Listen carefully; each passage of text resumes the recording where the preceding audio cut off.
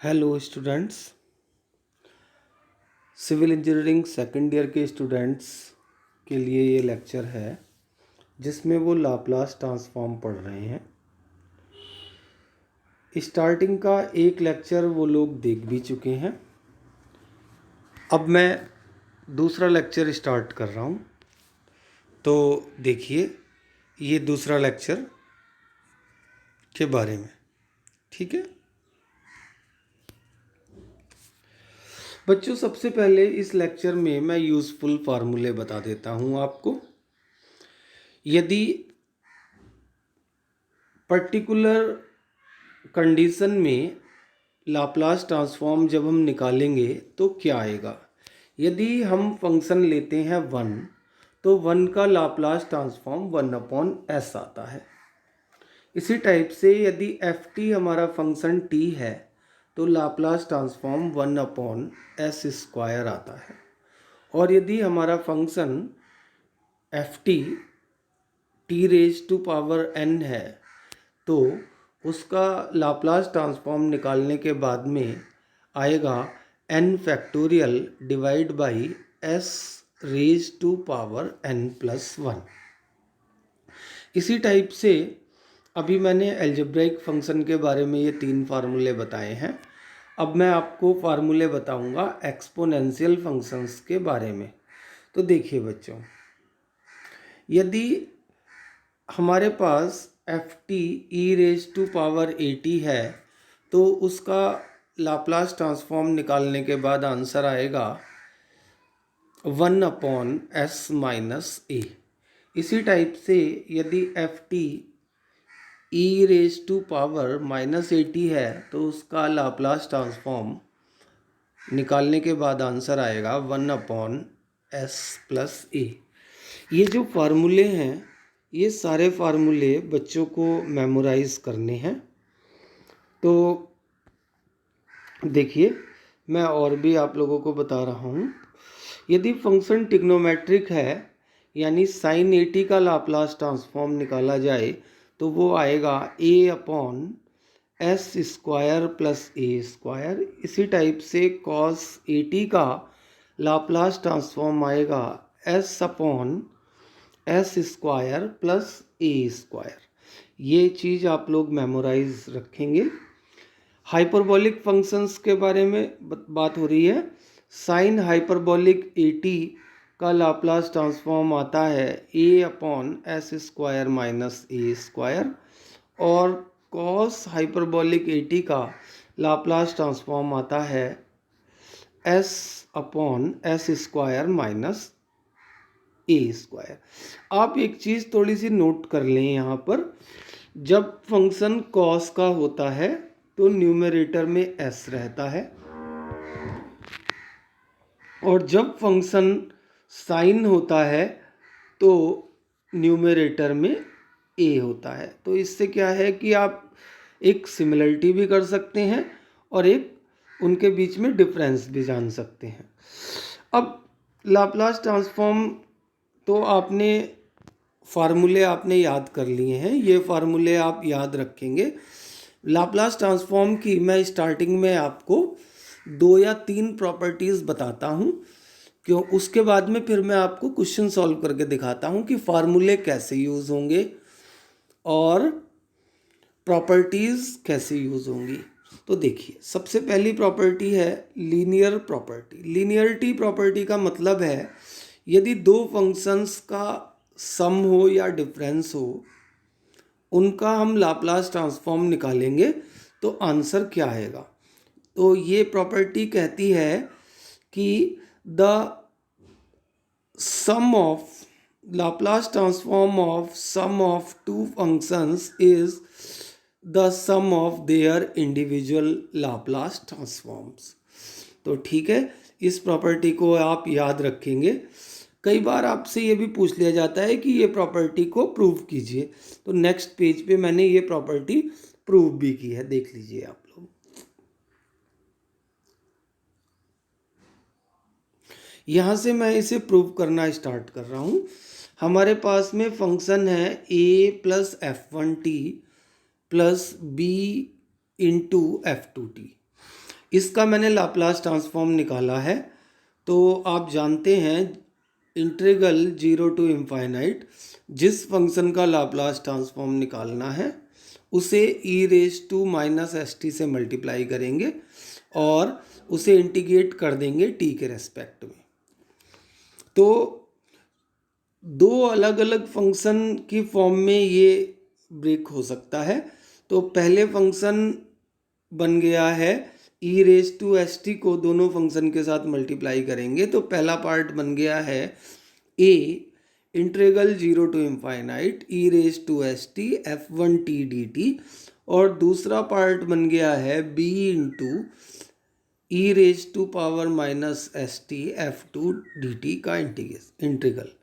तो यानी कि ये वाला पार्ट, फर्स्ट पार्ट और सेकंड पार्ट को यदि हम नोटिस करें तो फर्स्ट पार्ट लाप्लास ट्रांसफॉर्म है f1 का और सेकंड पार्ट लाप्लास ट्रांसफॉर्म है f2 का।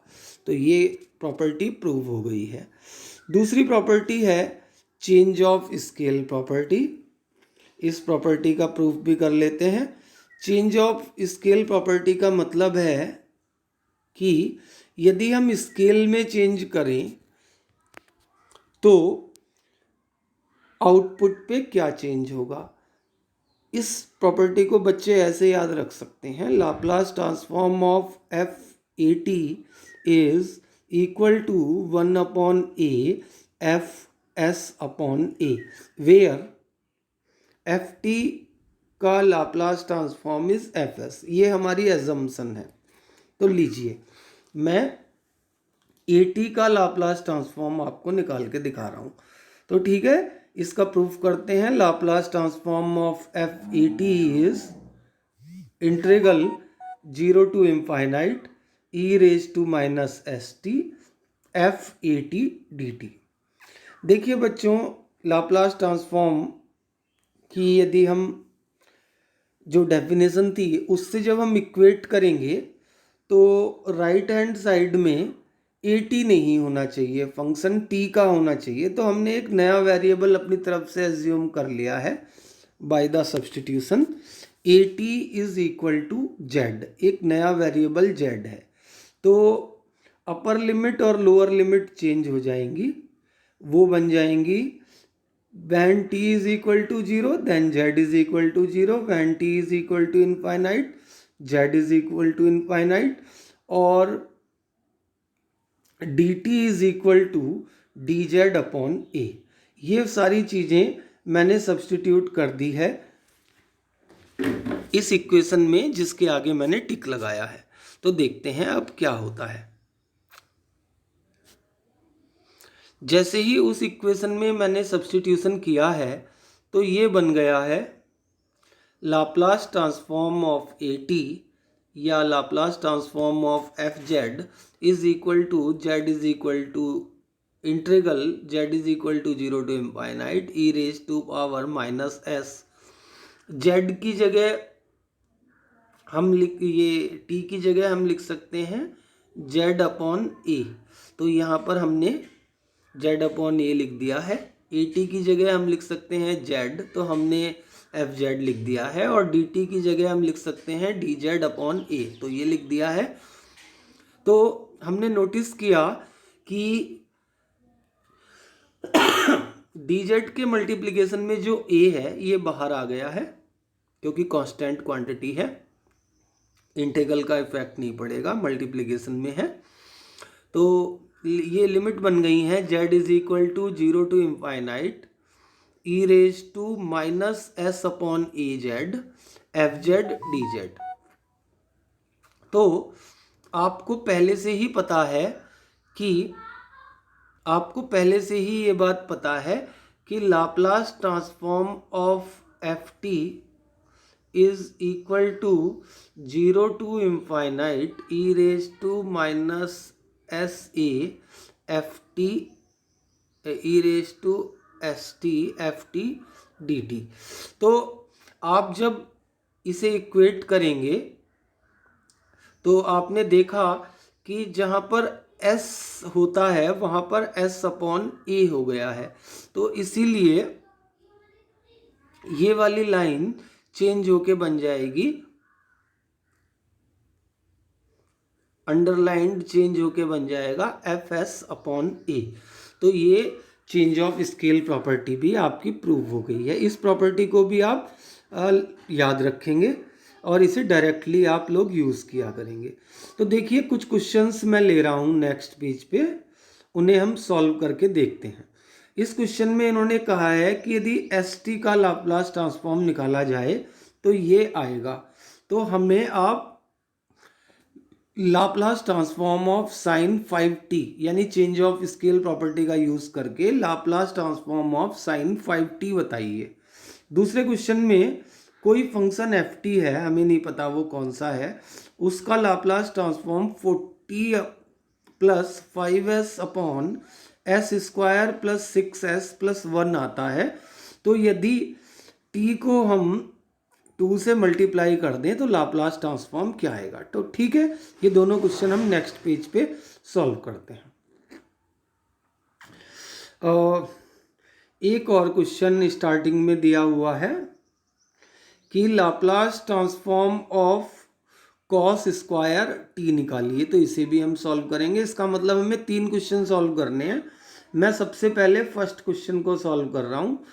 फर्स्ट क्वेश्चन में जो गिवन चीज़ें हैं वो ये था कि Laplace transform of sine T is equal to 1 upon S square plus 1 है। तो हमने मान लिया है दिस इज एफ टी, तो एफ टी का लाप्लास ट्रांसफॉर्म एफ एस आ जाएगा। ये इक्वेशन नंबर 1 है। हम चेंज ऑफ स्केल प्रॉपर्टी का यूज कर रहे हैं, यानी Laplace transform of F A T is 1 upon A F S upon A. तो आपने थोड़ी देर पहले ही अभी कहा है f t is equal to sine t. यदि एफ टी साइन टी है तो एफ 5t कितना हो जाएगा, साइन 5t, राइट ना। तो हमें एफ टी हमारे पास में साइन टी है और उसका लाप्लास ट्रांसफॉर्म एफ एस आ जाता है। तो हमारे पास में जिस चीज़ का आंसर निकालना है वो हो गया है Laplace transform of F 5t which is Laplace transform of sign 5t, और यही चीज़ हमें निकालनी थी। तो ये हो जाएगी 1 अपॉन ए, क्योंकि a की वैल्यू 5 है इसीलिए इस प्रॉपर्टी में जैसे ही रखेंगे हम a को रिप्लेस कर देंगे हम 5 से। तो ये बन गया है 1 अपॉन 5 एफ एस अपॉन 5। तो एफ एस की वैल्यू यहाँ पर हमारे पास रखी हुई है इक्वेशन नंबर 1 में। तो s को हमें रिप्लेस करना है s अपॉन 5 से। 1 अपॉन 5 तो मल्टीप्लिकेशन में रहेगा ही।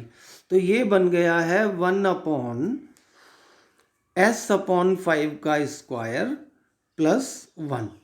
ठीक है ना। तो हमने इसे सिंप्लीफिकेशन कर लिया है। ये बन गया है एस स्क्वायर अपॉन 25, एलसीएम ले लिया है। तो ये टर्म बन गई है 1 upon 5 25 upon S square plus 25। तो 5 से ये 25 कैंसिल हो जाएगा। तो आंसर आ गया है 5 upon S square plus 25, right. ठीक है, एक और क्वेश्चन सेम प्रॉपर्टी से यूज करते हैं। तो देखिए आप, गिवन है कि लाप्लास ट्रांसफॉर्म किसी फंक्शन का 40 plus 5s upon S square plus 6s plus 1 है। इसे हमने एफ एस मान लिया है जैसे पहले क्वेश्चन में किया था, इक्वेशन नंबर 1। अब हमें लाप्लास ट्रांसफॉर्म निकालना है एफ टू टी का। तो ये बन जाएगा 1 अपॉन 2 एफ एस अपॉन 2, क्योंकि चेंज ऑफ स्केल प्रॉपर्टी में आप दोबारा से याद कर लीजिए एफ ऑफ ए टी का लाप्लास ट्रांसफॉर्म होता है 1 upon A F S upon A. तो चूंकि ए की वैल्यू यहाँ पर 2 है तो ये वाली चीज़ बिल्कुल जस्टिफाइड है। ठीक है ना। तो मैं अब बता देता हूँ आपको। तो Laplace transform of F two T is 1/2 F S upon 2 है। तो यानी कि इक्वेशन नंबर 1 में मेरे पास एफ एस है, इस एफ एस को मुझे एफ एस अपॉन 2 में चेंज करना है और यहाँ पर सब्स्टिट्यूशन मैं इसका कर सकता हूँ। ठीक है ना। तो एफ एस अपॉन 2 जैसे ही हमने किया है तो ये बन गया है 40 plus 5 into s upon 2, s upon 2 का whole square plus 6 s upon 2 plus 1। इसे हमने सिंप्लीफाई कर लिया है, आप देख लीजिए। तो ये बन गया है f of 2t is equal to 80 plus 5s upon S square plus 12s plus 4। अब तीसरा क्वेश्चन हमारे पास में और एक क्वेश्चन था, जिस क्वेश्चन में कहा गया था कि लाप्लास ट्रांसफॉर्म निकालिए कॉस स्क्वायर टी का। तो बच्चों अभी तक हमने जितने भी क्वेश्चन सॉल्व किए हैं उनमें एक बहुत ही इंटरेस्टिंग बात थी कि हम लाप्लास ट्रांसफॉर्म निकाल रहे थे एफ ऑफ ए टी का, यानी 1/a एफ एस अपॉन ए। ठीक है ना। लेकिन इस बार जो फंक्शन है वो कॉस 2t नहीं है बल्कि कॉस स्क्वायर टी है। तो कॉस 2t और कॉस स्क्वायर टी में कुछ अंतर होता है, इसीलिए इस क्वेश्चन को सॉल्व करने के लिए, जो थर्ड क्वेश्चन है, इसे सॉल्व करने के लिए चेंज ऑफ स्केल प्रॉपर्टी से भी पहले कुछ और चीज़ों का यूज़ होगा। तो मैं आपको वही करके दिखा रहा हूँ। तो देखिए बच्चों, ट्रिग्नोमेट्रिक प्रॉपर्टीज से आप जानते हैं cos 2t is equal to 1 minus 2 sine square t. ठीक है। इसी के अलावा आप ये भी जानते हैं कि cos 2t की दूसरी वैल्यू भी होती है जो कि 2 cos स्क्वायर टी माइनस 1 होती है। तो मैं यहाँ से cos स्क्वायर टी की वैल्यू निकाल लेता हूँ। तो cos स्क्वायर टी की वैल्यू आ गई है 1 प्लस cos 2t अपॉन 2। बहुत सारे स्टूडेंट को ये वाला रिलेशन याद भी रहता है, क्योंकि बच्चे भूल जाते हैं, इसलिए मैंने दोबारा से एक्सप्लेन कर दिया है। तो देखिए, तो मुझे cos स्क्वायर टी का ही लाप्लास ट्रांसफॉर्म निकालना है। इसका मतलब लेफ्ट हैंड साइड का लाप्लास ट्रांसफॉर्म निकालना है और लेफ्ट हैंड साइड की वैल्यू राइट हैंड साइड के बराबर है इक्वेशन नंबर 2 में। तो इसका मतलब है मुझे लाप्लास ट्रांसफॉर्म इक्वेशन नंबर 2 का निकालना है, राइट। तो देखिए, तो Laplace transform of cos square T, तो कॉस स्क्वायर की मैंने वैल्यू यहाँ पर रख दी है। इसका मतलब है Laplace transform of 1/2 plus cos 2t upon 2। तो 1/2 और ये 1/2, ये दोनों तो कांस्टेंट टर्म्स है। कांस्टेंट टर्म्स पे ना डिफरेंशिएशन का इफेक्ट पड़ता है, ना इंटीग्रेशन का इफेक्ट पड़ता है, और ना ही लाप्लास ट्रांसफॉर्म का, क्योंकि लाप्लास ट्रांसफॉर्म भी अपने आप में एक इंटीग्रल ट्रांसफॉर्म है। दूसरी चीज़, लिनियरिटी प्रॉपर्टी में भी हम ये बात पढ़ चुके हैं कि जो कांस्टेंट टर्म्स होती हैं उन्हें हम मल्टीप्लिकेशन के बाहर रख सकते हैं। तो लीनियरिटी प्रॉपर्टी का यूज़ करके ये बन गया है 1/2 Laplace transform of 1/2 Laplace transform of cos 2t। तो कॉस 2t का लाप्लास ट्रांसफॉर्म हमें यहाँ पे रखना है, यहाँ पर 1 का लाप्लास ट्रांसफॉर्म रखना है, ये 1/s है। अभी आपको थोड़ी देर पहले फार्मूले दिखाए गए थे। तो एल्जेब्राइक फार्मूलों में सबसे पहला फार्मूला था Laplace transform of 1 is equal to 1/s, तो मैंने वही वैल्यू लिख दी है। दूसरा 1, ये दूसरी टर्म को सिंप्लीफाई कर रहे हैं, तो 1/2 एज इट इज़ आ गया है Laplace transform of cos 2t। Cos 2t का लाप्लास ट्रांसफॉर्म आपने ट्रिग्नोमेट्रिक फंक्शन में किया था, वहाँ पे मैंने मेंशन भी किया था कि इट इज़, जब भी कॉस का लाप्लास ट्रांसफॉर्म होता है तो एस न्यूमरेटर में आता है। तो यानी कि ये हो गया है 1/2 S/S²+4। इस टाइप से ये तीनों क्वेश्चन सॉल्व हो गए हैं। वीडियो ज़्यादा लंबा ना हो जाए तो ठीक है, अब हम इस लेक्चर को यहीं पे एंड करते हैं।